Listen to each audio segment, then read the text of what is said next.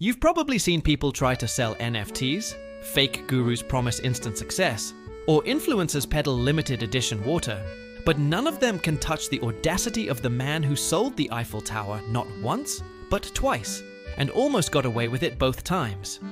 This is the story of Victor Lustig, a man so charming, so persuasive, and so absurdly confident that he managed to con the French government, the American mob, and half the world before finally running out of luck.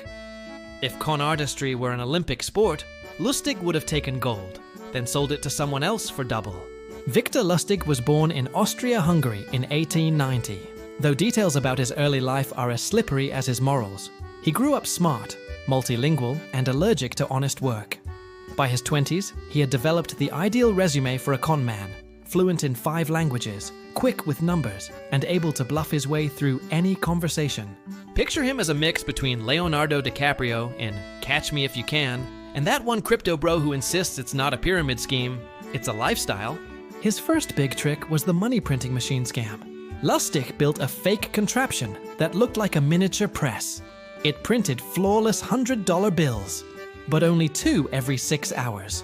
In reality, he had preloaded the machine with real bills and let victims believe it was magical counterfeit tech. By the time they realized the truth, Lustig was miles away, cash in hand, probably sipping champagne and rehearsing his next alias. That single gimmick made him rich and infamous across Europe. But like all great hustlers, he eventually wanted a bigger stage.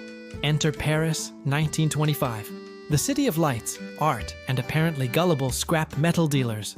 At the time, the Eiffel Tower was a controversy. It had been built for the 1889 World's Fair, but by the 1920s, Parisians were debating whether to tear it down. Maintenance costs were huge, and many considered it an eyesore. Lustig saw an opportunity the way a shark sees an unguarded tourist. Irresistible, posing as a deputy director of the Ministry of Posts and Telegraphs, he forged government stationery, gathered a group of the city's wealthiest metal dealers, and invited them to a secret meeting at the luxurious Hôtel de Crillon. There, in perfect French, wearing an impeccable suit and a straight face, Lustig told them the government had decided to sell the Eiffel Tower for scrap. The project was confidential, of course, because the French public wouldn't understand such a practical decision. The dealers were to submit private bids. He even took them on a private tour of the tower itself, accompanied by a chauffeur and fake government aides. Imagine the scene: 5 serious businessmen standing under one of the world's most recognizable landmarks, believing they were bidding on it like it was an old car at an auction. Lustig smiled, took notes, and pretended to evaluate their offers. Naturally, he selected the most gullible and richest among them, a man named André Poisson. To sweeten the con, Lustig hinted that he, as a government official, might require a small personal commission to approve the sale. Poisson paid both the bribe and the full purchase price of the tower. Lustig immediately fled to Vienna with a suitcase full of cash. When Poisson eventually realized there was no sale and no government project, he was too embarrassed to tell the police. Because honestly, would you admit you bought the Eiffel Tower? That humiliation kept Lustig safe. The perfect crime with built-in silence. Now, any normal scammer would retire at this point. Maybe buy a villa, lay low, avoid selling national monuments. But Victor Lustig was not normal. He was the kind of man who looked at a flawless heist and said, "You know what? Let's run it again." A few months later, he returned to Paris, forged the same documents, and started contacting another group of scrap dealers. The second scam was interrupted when one dealer got suspicious and alerted the authorities. Lustig escaped again, disappearing into the crowd before the police could catch him. By the time French detectives realized who they were dealing with, Lustig was on a ship to the United States, ready to start conning a new continent.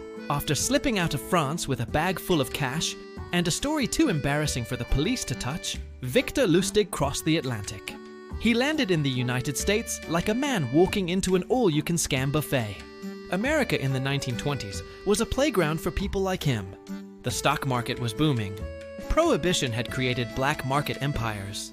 And half the population believed that if you wore a good suit and spoke confidently, you must be telling the truth. Victor Lustig was made for this moment. His first big American stunt was something that sounds like fiction, but is historically true. He conned Al Capone.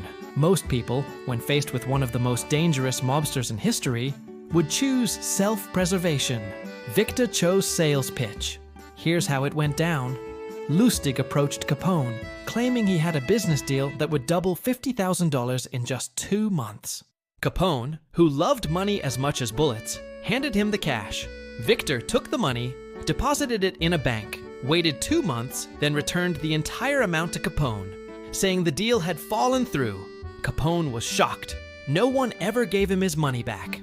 Impressed by Lustig's honesty, Capone rewarded him with a $5,000 good faith bonus. It was a con without ever committing a con. Lustig made a small fortune just by looking like the one guy who wouldn't scam Al Capone. And honestly, this man didn't just play the game. He set up the board, shuffled the deck, and sold you the table. Of course, Lustig didn't stop there. He scaled up. While other con artists were selling fake gold watches, Victor was producing perfect counterfeit banknotes. He built a network of forgers and smugglers that stretched across the country. At one point, Secret Service agents estimated that his fake bills were so widespread they were threatening the stability of the US dollar. That's not petty crime. That's boss-level scamming. Lustig's life became a carousel of aliases: Count Victor Lustig, Robert Duvall, the man with 100 names. He lived in hotel suites, wore custom suits, and threw champagne parties like a man allergic to consequences. His personal motto reportedly was, "If you can't dazzle them with brilliance, baffle them with nonsense." If that doesn't sound like the business model of several modern entrepreneurs, I don't know what does. But like any good movie villain or anti-hero, depending on how charming you find world-class fraudsters, his downfall began with a small mistake. Lustig was in a relationship with a woman named Billy May, who got jealous when he started seeing someone else. So she did what any reasonable partner might do, if their boyfriend happened to be an international con artist. She snitched him out to the Secret Service. Agents raided his hotel room and found a suitcase full of counterfeit plates, forged bills, and enough evidence to make the Eiffel Tower blush. Even then, Lustig almost pulled off one last escape. On the way to jail, he somehow managed to slip out of the car, Houdini style, and vanished into New York City. Newspapers went wild. The man who sold the Eiffel Tower had outsmarted the feds. It was like watching a Catch Me If You Can sequel in real time. But eventually, luck runs out, even for legends. He was recaptured weeks later, convicted of counterfeiting, and sent to the infamous Alcatraz prison. There, surrounded by the toughest criminals in the country, Victor Lustig finally ran out of schemes. In 1947, he died quietly from pneumonia. No grand finale, no daring last heist, just the end of a man who once made Paris believe you could buy the Eiffel Tower. Of course, death didn't kill his legend. Con artists today still quote his 10 commandments of the con, which included gems like, "Be a patient listener." It's this, not fast talking, that gets a con man his prey. Never look bored, never boast, just let your importance be quietly obvious. And my personal favorite, be so good that they never call the police. Victor Lustig wasn't just a con artist. He was the con artist's con artist. He didn't steal wallets, he stole reality, rewrote it, and sold it back with a smile. He was a one-man Ponzi scheme before Ponzi was a household name. And here's the kicker. His scams worked for the same reason so many scams still work today. People want to believe they're getting something special, a secret deal, a once-in-a-lifetime opportunity. The Eiffel Tower, a business with Al Capone, a magic money machine. Lustig didn't just sell lies. He sold hope wrapped in a fancy suit and forged letterhead. So picture it one last time. A crisp Paris afternoon, 1925. A man in a tailored suit stands in front of the Eiffel Tower with a folder of forged documents, charming a group of businessmen out of their fortunes. Behind the smile, he already knows the punchline. He'll sell the tower, take the money, and vanish like a magician.